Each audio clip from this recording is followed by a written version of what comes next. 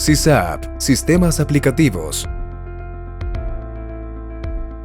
Durante este tiempo, hemos incursionado en muchas áreas de la tecnología de la información, liderando el mercado a través de la innovación, calidad y servicio al cliente, ofreciendo los siguientes servicios.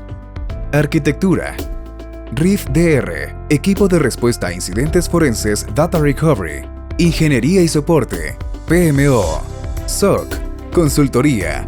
Outsourcing. Capacitaciones. Y Customer Success. SysApp, Sistemas Aplicativos. Our virtual worlds are safe as long as they are protected by someone ready to take on all possible threats. Internet security from ESET.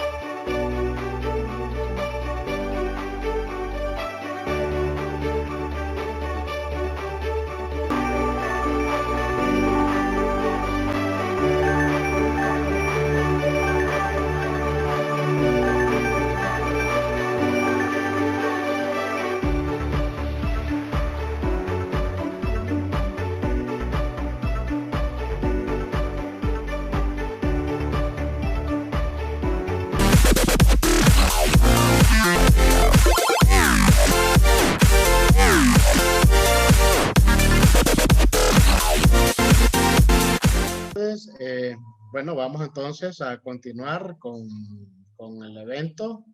Ya tenemos preparado a nuestro siguiente expositor. Vamos a continuar la agenda. Ya nos desfasamos unos 5 minutos. No obstante eso, pues vamos a continuar. Nuestra próxima charla se denomina Prevención del Ciberprofiling. Y para ello, pues vamos a tener la presencia del maestro Eric Manuel Calero Hernández. Me permito darle una breve semblanza del maestro Eric. Tiene una maestría en innovación educativa, docente de filosofía, psicólogo y pedagogo. Es especialista en gerencia de recursos humanos con posgrado en formulación de proyectos por parte del BIT. Tiene estudios de diplomado en entornos virtuales de aprendizaje. Tiene mucha experiencia académica como docente universitario en varias universidades de Centroamérica, incluyendo ha formulado y ejecutado proyectos socioeducativos con cooperación del COSUDE, con la cooperación española, con la cooperación alemana. Ha asesorado a centros técnicos de Centroamérica en gestión de currículum y orientación vocacional. Codirige clínica psicológica para niños, adolescentes y adultos, investigador por cuenta propia. Y bueno, y tenemos pues básicamente aquí el honor de tenerlo en este día compartiendo con todos nosotros este interesante tema. Entonces, le vamos a dar la bienvenida al maestro Eric Calero. Es todo suyo la audiencia, maestro. Bienvenido. Buenas tardes, mucho gusto a todos. Felicitarles por esta experiencia y esta oportunidad que se están dando en estos momentos en donde en medio de una crisis sanitaria, pues estamos procurando cómo reinventarnos. Voy a compartir, si me lo permiten por acá. ¿Me confirman? ¿Logra verse, maestro? Sí, lo estamos viendo, maestro, claro que sí. Muy bien, gracias. Desde mi perfil profesional como psicólogo, investigador, quiero atreverme, por así mencionarlo, en este espacio de ustedes, del ciberespacio, por así decirlo, en dar mi aporte en cuanto al análisis, ¿ya? Que se puede dilucidar a la luz de lo que ofrece alguna herramienta como es el ciberprofiling, pero el enfoque desde la psicología, ¿ya? Por eso mismo, ¿verdad? Pretende mi disertación darle el aporte, no tanto desde el punto de vista técnico, tecnológico, ¿ya? En el que ustedes son expertos, sino desde el punto de vista psicológico, cómo esta herramienta podría ayudar a todo el tema del desarrollo de la ingeniería social que estamos teniendo en estos momentos de desarrollo científico-tecnológico. Como lo dice por ahí la diapositiva, vamos a abordar lo que es la prevención del ciberdelito desde el ciberprofiling y será un honor para mí poder acompañar este día.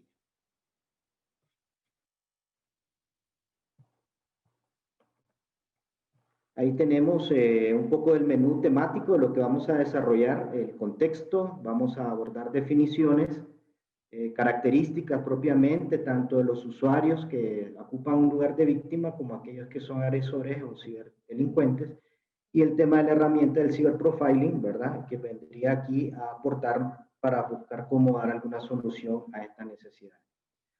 Vamos a partir del contexto. Creo que todos han venido en alguna medida dándonos luces de cómo nos encontramos a la luz de esta nueva desarrollo tecnológico, pero de igual forma también a la luz de la crisis sanitaria que se está viviendo en América Latina y en el mundo. Algunos datos por ahí podemos observar que según el informe sobre fraude en tienda nube 2017 ya empezaba a tener, por así decirlo, algunos datos referentes a que existían algunas amenazas. Es así que el 6.8% de algunas órdenes en lo que es el comercio digital estaban siendo rechazadas. Hacia el 61% de la web ya se estaban viendo ataques, sobre todo en el phishing, ¿verdad? Que es la forma más usada, y algún ejemplo más adelante vamos a encontrar en mi disertación. Hay un 141% de ataques en Web Security, ¿verdad? En el 2020. Y, por ejemplo, algunas de las marcas más sonadas y conocidas que pueden ser el camino o el canal por el cual se están desarrollando los ciberataques, pues en el top 5 podemos ver a Google, a Amazon, a Facebook, a Microsoft, etc.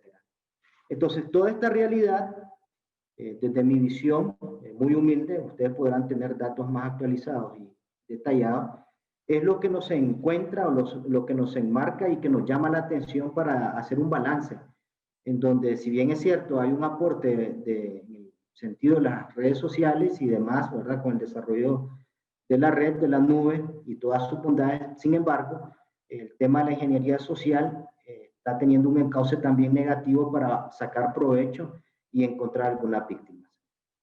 Es así donde podemos plantear un problema como para poder delimitar aquí la presentación, y es que el crimen en línea ya supone aproximadamente la mitad de todos los delitos. O sea, ya estamos hablando de que en algún momento algunas legislaciones de algunos países hemos reconocido la brecha, que es bastante grande, y que a la hora de querer aplicar o demandar en estos temas hay un gran vacío legal, ¿verdad? Pero no hay duda pues que también los países están buscando cómo resolver esa brecha, ¿no? Ahí tenemos un informe de parte del gerente del BID donde hace ese llamado a buscar cómo a resolver esa demanda de ataque que se puedan estar dando. De igual forma, en el contexto de la pandemia no ha sido la excepción. Si bien es cierto, muchos países han vivido la experiencia del confinamiento, en medio de esas necesidades se han evidenciado también alguna brecha en el tema de la infraestructura digital. Ustedes no me podrán negar esa realidad, ¿verdad? O sea, la demanda se ha disparado, pero de igual forma no solo es el tema de crear infraestructura y dar respuesta a la demanda de todos los usuarios para estar conectados en medio de la realidad que vimos ahora, la web 4.0, la industria 4.0 y las necesidades prácticamente de nuestra vida cotidiana está siendo conectada, por así decirlo, en la red. Entonces, esto al final se convierte en que el ciberespacio también evolucione y encuentre, por así decir, distintos nichos en los que ellos pueden dirigir sus esfuerzos para encontrar algunas víctimas. Entonces, dichos efectos de amenaza suponen más que daños al patrimonio material, el significado de la experiencia, a la violación de la integridad del ser humano como tal. Por eso lo mencionaba acá, ¿no? No estamos hablando tanto en términos técnicos de proteger el comercio digital, que sí es bien importante y ustedes ahí tienen toda su experiencia y su profesionalismo, sino también qué pasa con las comunidades de usuarios que estamos siendo violentados y no directamente porque desconocemos a quienes nos están violentando nuestros derechos y nuestra integridad, ya no digamos nuestra psique, con todos los efectos que provoca esto, sino el tema de cómo podemos detener o contener esta realidad. Entonces, en medio de todo esto, algunos casos de estudios que se van a proponer acá como ejemplo es cómo ocurre el phishing, ¿no? Y cómo lo podemos prevenir usando el profiling, ¿verdad? O perfilamiento de datos desde la psicología es la propuesta que les quiero compartir el día de hoy. El ciberprofiling como tal viene no solamente a ser una técnica para detener o hacer un perfilamiento de datos en uno de los ciberataques, sino al final para poder tener la capacidad o desarrollar las habilidades de lo que puede estar gestándose y entonces aquí podemos afilar nuestro ojo clínico como usuarios o especialistas desde las distintas profesiones que nosotros tengamos. Haciendo un poquito de definiciones, entonces tenemos algunos conceptos asociados al caso del ciberdelito. COMPES, por ejemplo, ya hacia el 2014 lo definía como una actividad delictiva o abusiva relacionada con los ordenadores y las redes de comunicaciones. Bien porque se utilice el ordenador como herramienta del delito o bien porque sea el sistema informático o sus datos el objetivo del delito como tal. De igual forma, Posada, ¿verdad? 19 y 2020 también señala que la cibercriminalidad cubre conductas punibles realizadas con fines, ¿verdad? Donde hay un daño explícito en función de el perfil del usuario que al final, en medio de sus patrones o sus conductas como usuario que está demandando servicio y de igual forma por las rutinas que tiene entonces al final viene a ser una víctima, ¿verdad? En función de la rutina que pueda tener y el daño que también se pueda provocar en detrimento de su integridad como tal. Ahora, además de otros conceptos claves, ¿verdad? Relacionados al ciberdelito y de los conceptos asociados, está el tema de la ingeniería social. Aquí yo no pretendo en ningún momento criticar, por así decirlo, sino hacer un llamado a la atención en cómo podemos hacer la experiencia más segura. Entonces, la ingeniería social, según López y Restrepo, en 2013 ya la definía como que podría ser todas aquellas estrategias y técnicas que se usan para obtener la información de las personas mediante la psicología. O sea, es interesante acá, ¿verdad? Porque tenemos una herramienta técnica, tenemos todo un fenómeno interdisciplinar en el desarrollo científico-tecnológico, pero que ya está encauzado implícitamente a detectar las necesidades o el perfil de los usuarios en medio de sus rutinas o hábitos de vida para poder empezar a sustraer sus datos con un bien relativo que al final es la oferencia de algún servicio o algún producto para provocarle el bien para él, pero a partir de ahí nos empezamos a convertir en un medio, en un objeto, es decir, en un ser que está siendo objetivizado y ya no digamos, ¿verdad?, por aquellos que esa base de datos como tal va a ser transferida a terceros a través de una transacción recibiendo cualquier bien y ya no digamos para los daños que puedan ocasionarse con esto. Entonces, en medio de ese entorno y en medio de esas definiciones, vamos a encontrar que la cibercriminología es una experiencia multidisciplinar, interdisciplinar, que ya empieza a crearse, quizá a paso lento, pero que queriendo dar una esperanza para no suponer, para no quedar a la luz empíricamente de qué es lo que está ocurriendo en la nube, qué es lo que está ocurriendo en las transacciones comerciales, sino precisamente poder adelantarse a hacer los análisis de datos, hacer los análisis científicos, ¿verdad? Para poder hacer esa contención o provocar una experiencia más segura en el beneficio de los usuarios ante el ciberespacio. Entonces, es definida como la ciencia empírica de carácter inter y multidisciplinar holística, ¿ya? Que va a pretender abordar el fenómeno de manera integral. El objeto de estudio precisamente es estudiar y conocer cada uno, ¿verdad?, de los crímenes que ocurren, el comportamiento de los delincuentes, el objeto como tal que se hace o la manipulación frente a las víctimas, ¿ya? Y su prevención y tratamiento de forma interdisciplinar, por así decirlo. ¿Por qué? Porque ya no ver al sujeto como un objeto en donde vos vas a procurar servirte de él, vas a ofrecerle algún servicio, vas a establecer los canales comunicacionales en esto de la cultura digital, sino precisamente qué es lo que está ocurriendo con este usuario y cuáles son los ataques que se están dando y cómo podemos atenderle e incluso tratarle a nivel psicológico.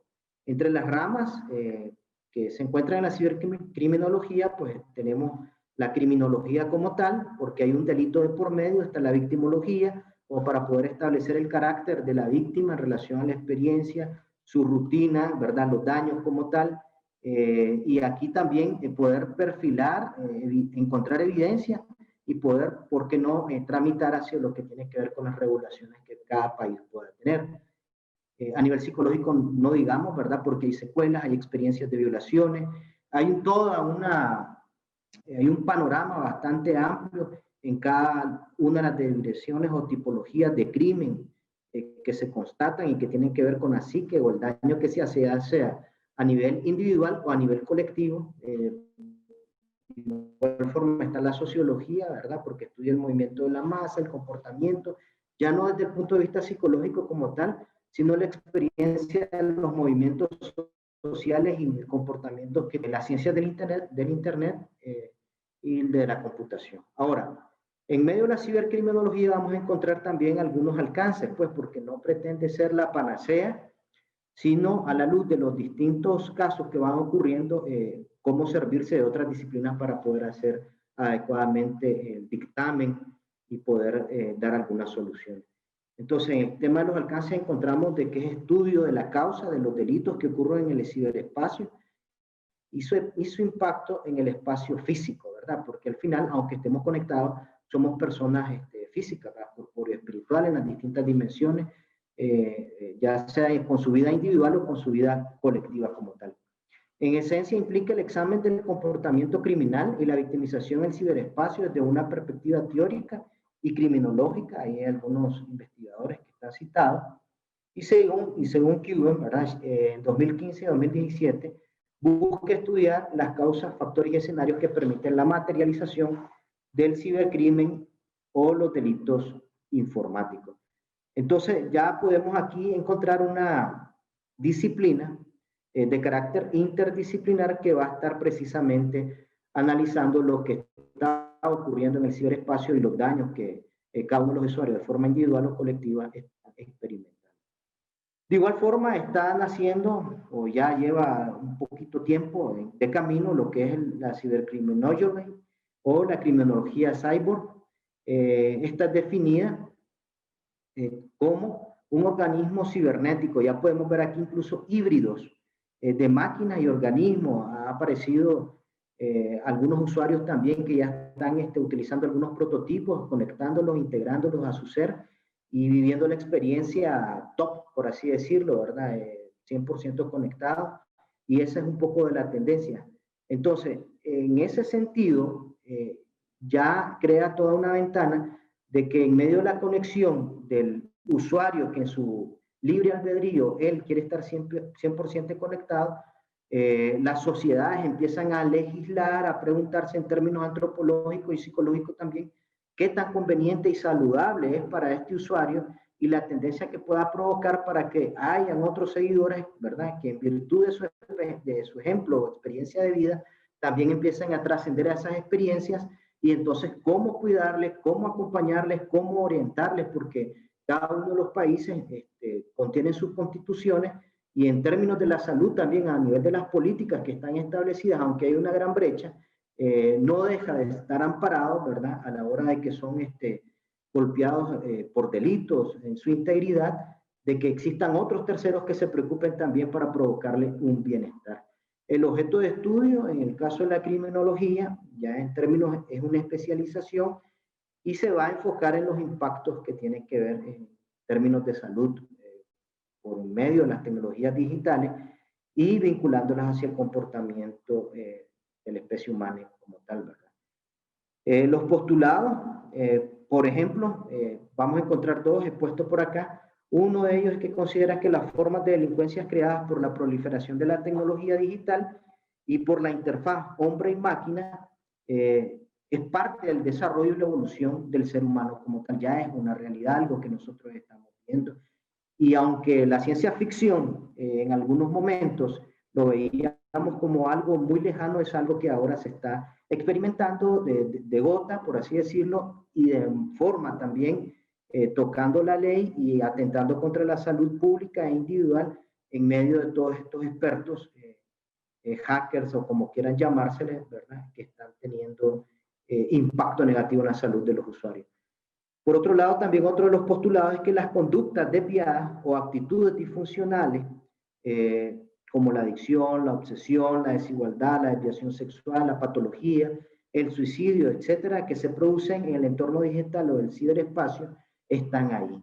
O sea, cuando empezamos a ver algunos datos tabú, como el suicidio, que se dispara o que se está dando de manera constante y de tendencia en las sociedades cada vez que existen crisis muy significativas, de igual forma también lo podemos estar observando por el impacto que está provocando distintos malos usos en el ciberespacio, pero son brechas que se tienen que ir resolviendo, son situaciones que se están dando, ¿verdad? Como el tema de las patologías también, que no es en relación únicamente al que está cometiendo el ciberdelito, sino también a la persona que en función de su disfuncionalidad o de su trastorno de personalidad se engancha con mayor facilidad y termina siendo víctima, ¿ya? Y tiende a ser manipulado por un cibercriminal que lo va a agarrar, ¿verdad? Y que ha leído también sus necesidades disfuncionales en términos de salud y entonces empieza a crear paquetes para poderlo tener como víctima. Otro postulado es que se incorpora una visión antropológica, filosófica, social, como un discurso psicológico, ¿verdad? También como ya hay contenido sexual, como contenido crítico, cultural, sobre la relación que tienen los usuarios, los grupos y las máquinas. Es decir, al final el desarrollo tecnológico que tengamos también está siendo objeto y medio para que algunas culturas, en términos políticos, en términos de sociedad, sean manipuladas, sean hackeadas, sean desestabilizadas, algunos gobiernos también, y por qué no también empezar a generar unos consumos de forma que se terminan creando como mundos paralelos, ¿verdad? Tenemos una educación muy tradicional que apunta a la formación de un ser humano de forma muy tradicional, y tenés otro mundo virtual en donde se están creando pseudo valores, pero que ya se están viviendo, no vamos a decir si son buenos o malos, son realidades que están existiendo, pero que al final se da esa experiencia de esquizofrenia, ¿verdad? De comportamiento, en donde estás en un mundo virtual y te comportas de X manera, ¿ya? Y donde soltás todos tus deseos, tus expectativas, y después cuando caes al mundo físico, te encontrás con el golpe, ¿verdad? De las reglas, de las leyes, de un tipo de sociedad que te dice cómo debes de comportarte, y al final, como no encontrás compensación también ahí, entonces te trasladas al ciberespacio. Entonces son realidades que de forma conceptual se están viendo, pero también de forma física ya se están analizando por sus efectos, y ya no digamos por la cibercriminología y los impactos que se están dando a través del índice de manipulación que están ocupando los ciberdelincuentes. Muy bien, entonces tenemos un panorama bastante denso, oportuno, ¿ya? En cuanto a qué experiencias a la luz teórica también tenemos como para poder ir acompañando, decíamos, la experiencia del uso del ciberespacio como tal. Entonces, dentro del ciberprofiling, igual de la cibercriminología, encontramos algunas teorías explicativas. He puesto por acá algunas, por ejemplo, el aprendizaje social, el control social, la teoría de la atención-frustración, y la más interesante, a nadie le importa. Voy a ir poco a poco describiendo cada una de ellas. Por ejemplo, el aprendizaje social, que es la teoría que pretende hacer ver de que todos aprendemos en dependencia de con los grupos con los que nosotros estamos interactuando, y a partir de ahí establecemos algunas asociaciones en dependencia también de la experiencia, cómo nos la hacen sentir y cómo nos las muestran. Es decir, acá la base de que la comunicación con otras personas es fuente de aprendizaje, eso no lo vamos a negar. Cuando nosotros lo hacemos de forma física en las escuelas o las distintas instituciones que ya están concebidas como tal para que se logre un aprendizaje, a veces no tan bueno, a veces con muchas brechas a nivel de significado, a nivel de que son muy cuestionados, entonces encontramos que de igual forma esta teoría es aplicada de una manera más interesante, más interactiva, que al final nos hace vivir la experiencia de aprendizaje en el ciberespacio de una manera que nos consume mayor el tiempo. En ese sentido, de esa experiencia de aprendizaje se da también el delito, ¿verdad? Que puede aprenderse mediante un proceso de asociación diferencial. Es decir, que supone los aspectos positivos, pero también los aspectos de forma criminal.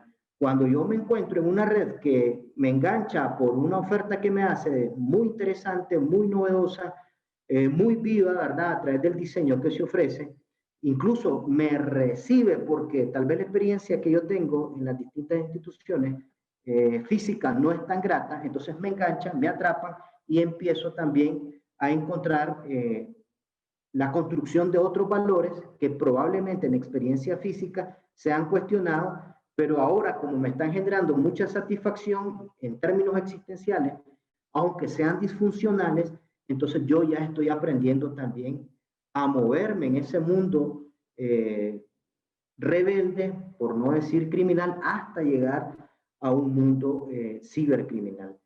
Entonces la TIC pone en contacto a los cibercriminales y al resto de usuarios en el entorno del ciberespacio. Eso es lo primero, es decir, ya estamos en manos, por así decirlo, como objetos también de todos los ofrecimientos que se hagan en términos de servicio, en términos de producto, en términos de experiencia de la red, que no queriendo juzgar desde mi punto de vista, pero sí llamar a la luz de qué tan formada está nuestra conciencia para que también nosotros nos demos cuenta y podamos analizar el perfil de los espacios interactivos que se están creando o los pseudovalores que se están creando y cuál es la connotación que puede haber en mí en términos de salud y ya no digamos en términos de la salud y el bienestar o integridad de los terceros que vayan también a ser víctimas, ¿verdad? O que yo motive a que participen de ese tipo de interacción. Entonces es una de las primeras teorías que explica por qué la conducta criminal o por qué nosotros como usuarios que creemos que no estamos haciendo ningún mal, ya estamos participando de la construcción de todas las redes cibercriminales que aparecen en el ciberespacio. La otra teoría es el control social, ¿no? O sea, la teoría del control social de los vínculos sociales y del autocontrol. Es interesante acá porque se supone que la causa de la delincuencia será la capacidad de un individuo para controlar sus impulsos y sus relaciones o deseos, que estén reprimidos. Aquí llamo la atención que estén reprimidos, porque hemos encontrado en la literatura científica de que no es así tan ingenuo que pueda decir lo que dice esta teoría, ¿no? Bueno, pero ahí cada quien puede tener la capacidad de controlarse, sí, cierto, pero cuando hay una repetitividad de conductas, de patrones, de interacciones también diseñadas en el ciberespacio, al final es tentador, ¿ya? O hay tanta exposición sistemática gradual que ya no te das cuenta vos que sos parte de esa red, ¿ya? Y que en algún momento vas a contribuir a la generación de los cibercrímenes o, ¿por qué no, verdad? Al menos en términos de facturación de otras propuestas que ya empiezan a tocar la ley, ya empiezan a provocar también daños a la salud. Entonces, la irrupción de las TIC podría haber coadyuvado a la destrucción de los vínculos sociales tradicionales en un mundo cada vez conectado, pero al mismo tiempo con menos capacidad de comunicación real. No quiero, insisto, que se vea como algo malo, sino de advertir desde las ciencias, ¿verdad?, que están haciendo los estudios de salud, qué es lo que está ocurriendo con nosotros para que tengamos mayor conciencia y mayor cuidado en la experiencia de la red. La tercera teoría es la atención-frustración, es la teoría general de la atención, según Apnio. El crimen es producto de la frustración, ¿verdad?, sufrida individualmente por ciertos estados afectivos negativos. cuando el individuo no es tratado como él quisiera. Entonces, ahí es donde se da la fractura, ¿no? En función de nuestra psicoafectividad o socioafectividad.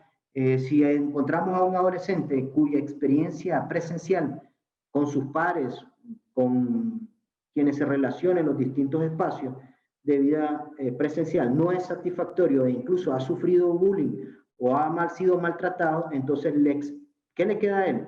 Bueno, recurrir a la experiencia virtual.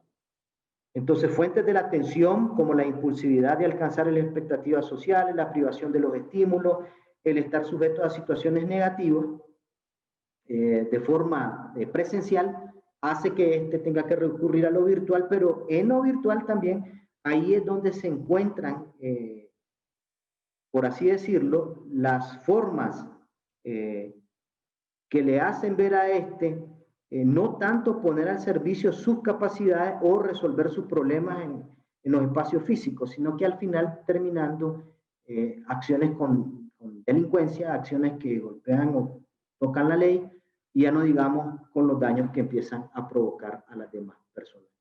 Y la última teoría explicativa por acá es que a nadie le importa, ¿verdad? Como dice ahí llanamente, al final pues es el tema de la inacción. Cada quien vive la experiencia de forma libre, cada quien busque qué hacer, lo que mejor le convenga o lo que mejor considere, y entonces al final nos volvemos cómplices indirectos de lo que pueda ocurrir con los usuarios porque no los estamos informando para que estos tengan una experiencia segura en la red. Más adelante también encontramos las teorías explicativas de las rutinas, la neutralización, ya serían estas últimas para poder comprender el tema del perfilamiento. En el caso de las rutinas, como su nombre lo dice, puede ir en doble vía. Cómo nosotros, en medio de las rutinas que tenemos, nos convertimos en usuarios para demandar servicios y productos en el espacio, y no hay ningún problema, ¿verdad? O sea, la sociedad funciona y no pasa nada, es decir, que en algún momento también yo soy cliente o ustedes son clientes de cualquier servicio que se pueda estar ofreciendo en los canales del comercio digital. Sin embargo, aquí es el tema de salvaguardar la salud, salvaguardar la ley, y ya no digamos evitar los daños a terceros. Entonces, en el caso de la rutina, es el tema es la teoría de las actividades rutinarias. Hay tres factores fundamentales por acá que favorecen la victimización criminal. Uno es el ofensor motivado. Dos, las víctimas propiamente como dicha, como tal, y el canal que aparece, ¿verdad? Que es el ciberespacio donde se dan esas interacciones o esas relaciones de víctima-victimario. Es relativa a la víctima en un espacio anonimizador y favorecedor de la impunidad. Es decir, en medio de mi libertad, si yo tengo una expectativa, si yo tengo un impulso que no he podido resolver, qué sé yo, en mi experiencia presencial, entonces la experiencia del ciberespacio que me da la connotación de ser un usuario desconocido o anónimo, me pone también en mano a vincularme con servicios o productos de otros, ¿verdad? Que con facilidad van a terminar encontrando mi data, van a terminar encontrando mi rutina, van a terminar elaborando, construyendo y proponiéndome servicios que me mantengan a mí enganchado, y cuando se pueda, yo puedo ser objeto del ciberdelito o del cibercrimen de lo que ellos quieran cometer. En principio estoy descuidado, ¿ya? Porque el anonimato favorece que yo me vaya a poner como víctima y exista un victimario en dependencia de sus objetivos. Otra teoría es la teoría de la neutralización, ¿ya? En donde aparecen las técnicas que precisamente van a neutralizar a la víctima como tal. Decíamos de que en el momento en donde yo me meto al ciberespacio y soy desconocedor de ese mundo, por muy interesante e interactivo que resulte, estoy siendo invisibilizado porque, uno, desconozco cuáles son las reglas del juego; dos, llevan ventaja sobre mí; tres, identifican mi perfil a la luz de mis intereses, costumbres, rutinas, hábitos; y cuatro, inmediatamente quedo neutralizado porque desconozco en qué manos está siendo utilizada en ese momento mi persona en su integridad, o va a ser objeto de una transacción en algún momento. Aquí pues existe la creencia de que ausencia de generación de daños es lo primero que se dice, ¿verdad? O sea, usted entra ahí, sírvase, y se llega a creer de que no pasa nada, y de hecho, cuando vas a lo virtual no está siendo afectado directamente en tu integridad física, pero sí en tu psique, en tu inteligencia y posteriormente en tu conducta cuando vas a interactuar al mundo físico con las personas, o cuando ya tus datos han sido hackeados de manera de que tu dinero virtual, tu cuenta, tu data personal está siendo utilizada sin tu consentimiento. Vamos a ver por acá. Tenemos como ejemplo la de Satri, ¿ya?, que nos indica que el Internet como un contexto moral o autónoma no relacionado con el contexto moral fuera de la línea. O sea, la teoría de la acción situacional revisada para Internet, lo primero que te está diciendo es, no pasa nada en el Internet, ahí mismo vas a encontrar reglas. Recuerden de que cada vez que uno entra a una página, te ponen ahí, usted lea todos los términos y usted acéptelos, y nadie se toma la tranquilidad, o sí, para no ser exagerado, ¿verdad? Hay quienes sí se lo toman, pero muchas personas no se toman la delicadeza en función de su seguridad y sus garantías a qué está aceptando participar de esos entornos que son relativamente seguros, y ya no digamos todos aquellos que vienen alojados y en donde indirectamente yo empiezo a navegar, y ya al final, por el hecho de navegar, ya estoy siendo objeto de sus propios intereses comerciales, y ya no digamos delictivos. Entonces aquí se hace una propuesta. Primero, la propensión individual al delito cibernético hace aparecer un factor. ¿Cuál? La propensión. Yo ya soy propenso como individuo de meterme al ciberespacio, de navegar en él, y entonces ya tengo que dar por entendido que estoy asumiendo también hasta mi daño.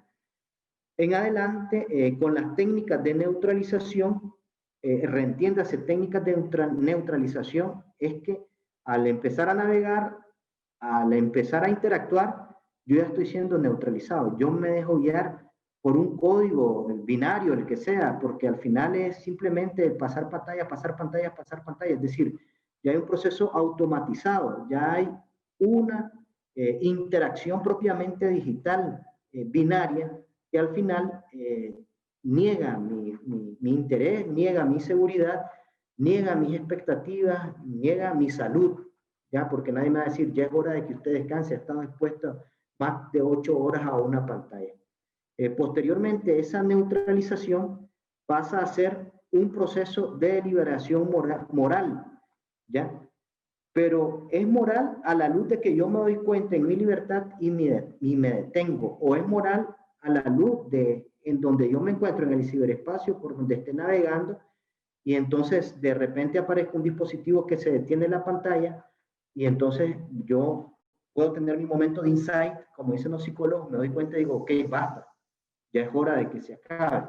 Y hay también experiencias de redes seguras, saludables, en donde te hacen recordatorios para que vos te detengas y entonces interactúes también con el mundo físico.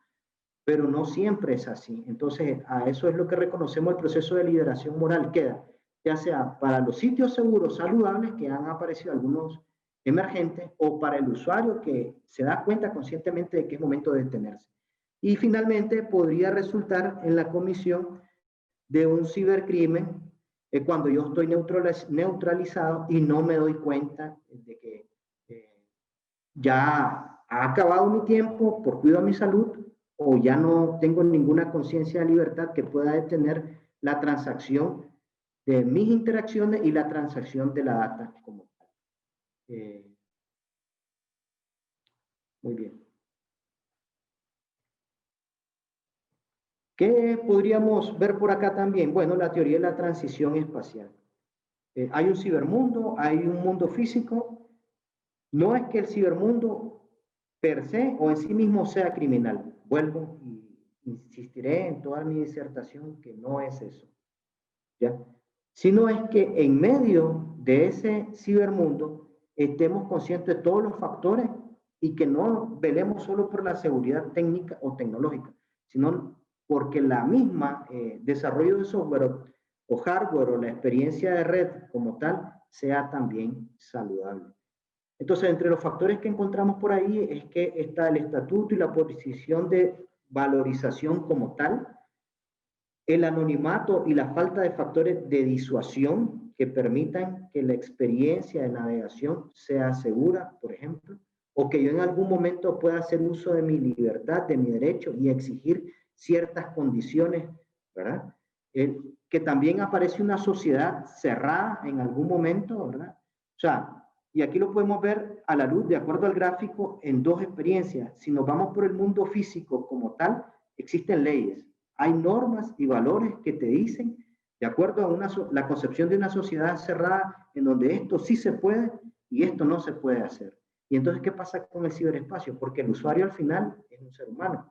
Entonces, ahí donde esa brecha que decíamos al inicio, en donde no es solo por proteger un capital de transacción de las grandes corporaciones que sí se están cuidando y que están desarrollando conocimiento, ¿verdad? Para que la red sea segura en términos tecnológicos, sino que también la red sea segura en términos de salud y de integridad, de acuerdo a lo que está mandatado implícitamente en la ley, y si no existe la ley, en términos de la concepción general de la seguridad, la salud pública, empecemos a concebir leyes que sean más coherentes de acuerdo a cómo interactúan las personas en ese cibermundo.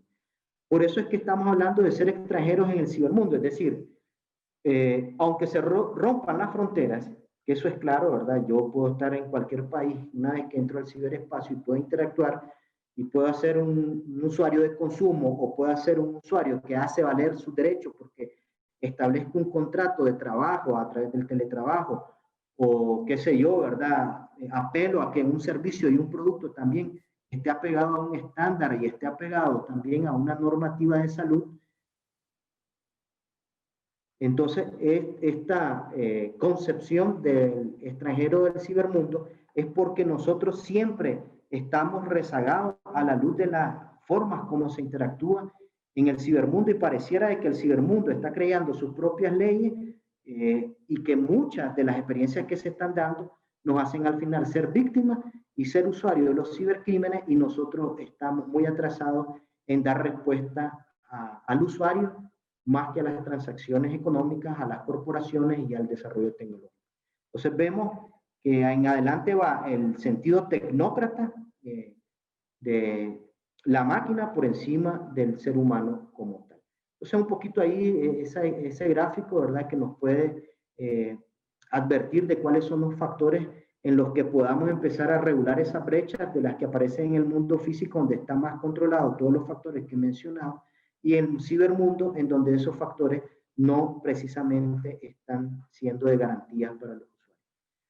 Ahora, en relación a las características de los ciberdelitos, TEI desde el 2009 ha pautado algunos, ha hecho toda una descripción, y entonces menciona de que son conductas criminales de cuello blanco, es decir, a veces todo el desarrollo televisivo, dependiendo de los intereses, dependiendo de la social media, dependiendo también de cometer discriminación, ya no digamos el tema de la geopolítica, empieza como a crear un patrón de que la delincuencia tiene que ver con pobreza, tiene que ver con personas que no son preparadas, etcétera. Esos son mitos.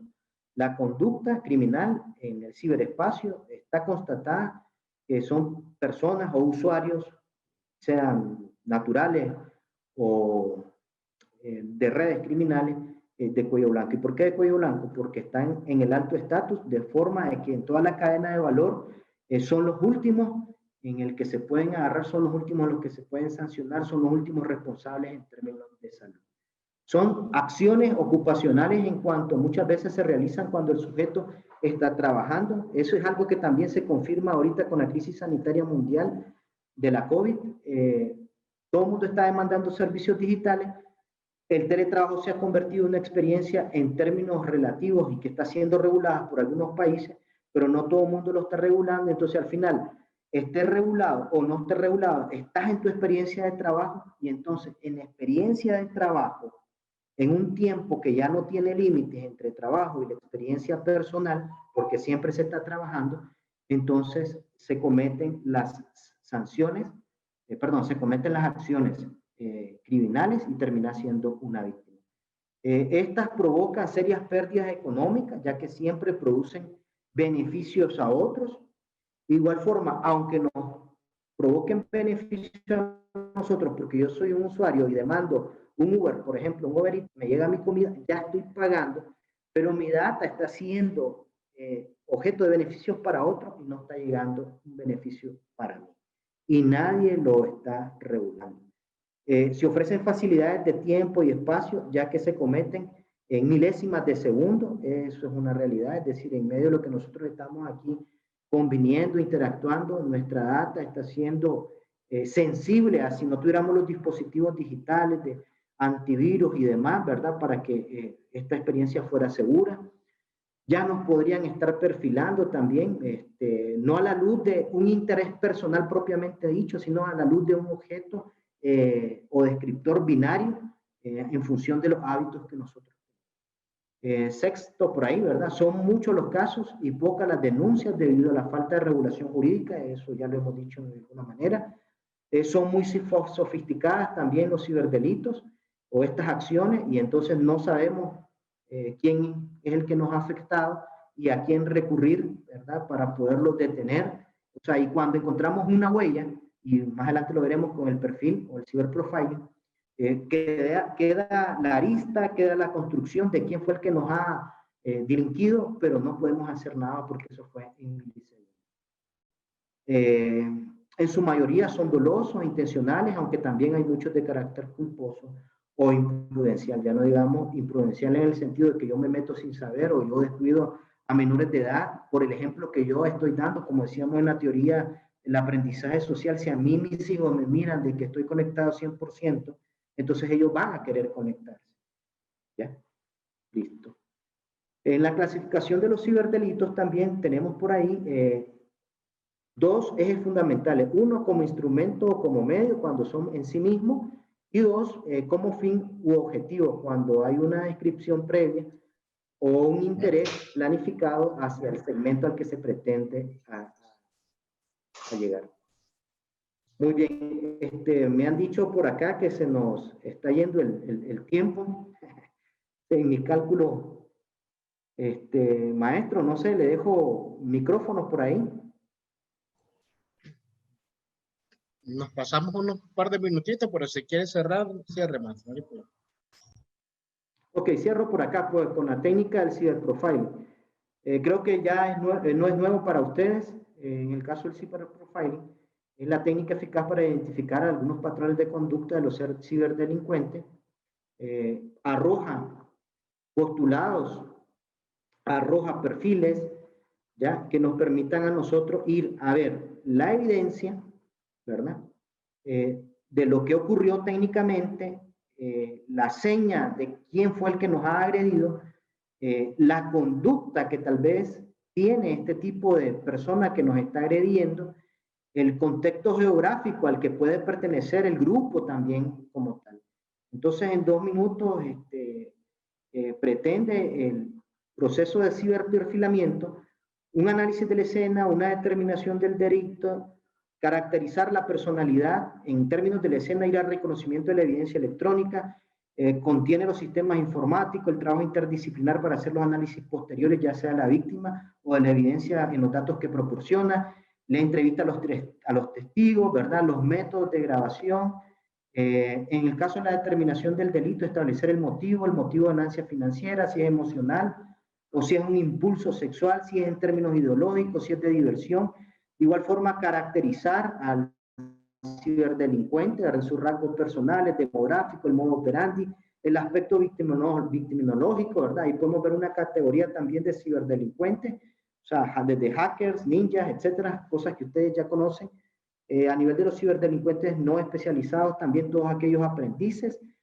Y por acá podríamos hacer el ejercicio de ver un perfilamiento y en el caso del phishing, ¿verdad?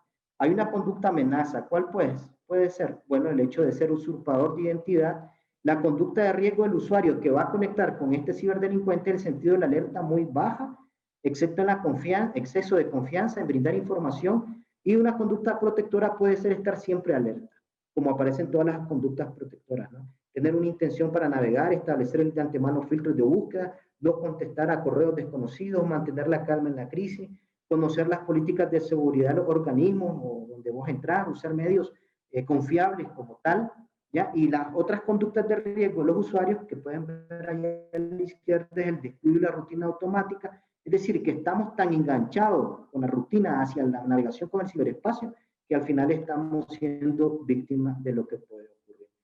Un poco también ahondando en la ciberprofiling, pues vemos que es un mito de que sea una vestimenta distintiva como tal.